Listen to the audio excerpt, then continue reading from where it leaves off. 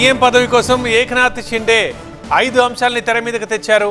BJP ముందు ఇవే అంశాలు పెట్టారు ఆయన. తన ప్రభుత్వానికి సీఎం పదవికి ప్రజాబోధం లాభించిందంటున్నారు షిండే. బీజేపీ దగ్గర స్పష్టమైన మెజారిటీ లేదంటున్నారు షిండే. అజిత్ పవార్ని నమ్ముకోవద్దంటూ బీజేపీకి హితవు పలికారు. 2.5 ఏళ్ల పనితీరుకు ఆమోదముద్ర పడిందన్నారు.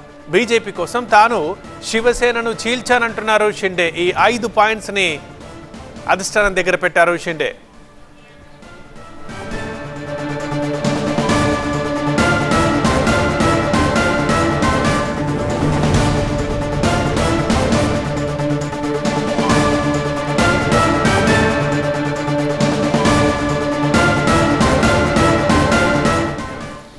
మా అసోసియేట్ ఎడిటర్ మహాత్మా సమాచారం అందించడానికి లైవ్లో ఉన్నారు.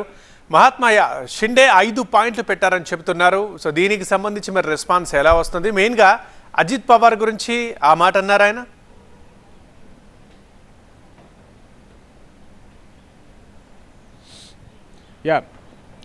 మహారాష్ట్ర కొత్త ముఖ్యమంత్రి అంశం తేల్చాల్సింది ఢిల్లీ అధిష్టానమే అన్నది మనం అర్థం చేసుకోవాల్సి ఉంటుంది. ఇక్కడ కేంద్ర ప్రభుత్వం, కేంద్రంలో అధికారంలో ఉన్న భారతీయ జనతా పార్టీ అక్కడ ఏక్నాథ్ షిండే తోటి అలాగే అజిత్ పవార్తో 3 నేతలతో కూడా కూర్చుని మాట్లాడిన తర్వాతనే దీని మీద ఒక ఫైనల్ డెసిషన్ వస్తుంది. నిన్న రాత్రి ప్రధానమంత్రి నరేంద్ర మోదీ సైతం చేసిన ప్రసంగంలో మహారాష్ట్ర గెలుపు గురించి ఆయన చాలా సుదీర్ఘంగా మాట్లాడారు. సో ఆ సందర్భంగా అక్కడ అందిస్తున్న సుపరిపాలన ఇట్లాంటి అంశాలన్నింటినీ కూడా పేర్కొంటూ వచ్చారు. సో ఈ ఏక్నాథ్ షిండేకే మళ్ళీ ముఖ్యమంత్రి పదవిని కట్టబడతారా లేదా అన్న దాని మీద విస్తృతంగా చర్చ అయితే జరుగుతుంది. భారతీయ జనతా పార్టీలో ఫడ్నవీస్ వర్గం తన వర్గం ఎమ్మెల్యేలతో ఒక రకంగా ఒత్తిడి చేసే ప్రయత్నం కూడా చేస్తున్నారు. ఈసారి ఇంత భారీ స్థాయిలో బీజేపీ ఎమ్మెల్యేలను గెలుపొందింది. పోటీ చేసింది 149 స్థానాలే.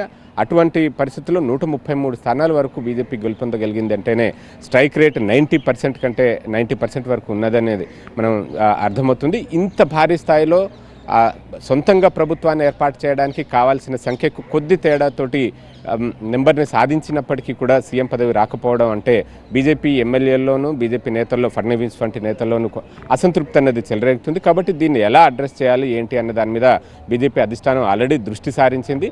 మరోవైపు ఏక్నాథ్ షిండే నేతృత్వంలోనే గత కొన్నేళ్లుగా ప్రభుత్వాన్ని అక్కడ కొనసాగిస్తూ వచ్చారు. అనేక సంక్షేమ పథకాలను అమలు చేస్తూ వచ్చారు, అభివృద్ధి పథకాలను అమలు చేస్తూ వచ్చారు.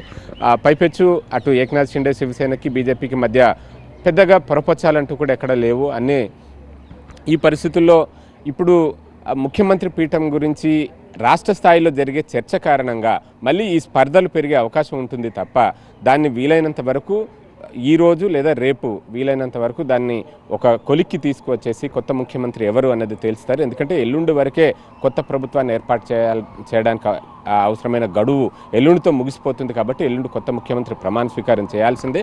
ఈలోపే ఈ ఎవరెవరి కండిషన్స్ ఏంటి, ఒకవేళ షిండేను ముఖ్యమంత్రిగా కాకుండా బీజేపీ నుంచే ముఖ్యమంత్రిని చేయాలి అనుకున్నప్పుడు షిండేని ఏ రకంగా ఒప్పించగలుగుతారు, షిండే పెడుతున్న కండిషన్స్ ఏంటి, ఇవన్నిటినీ కూడా బీజేపీ అగ్రనాయకత్వం చర్చించి దాని మీద ఒక ఫైనల్ డెసిషన్ తీసుకుంటుంది.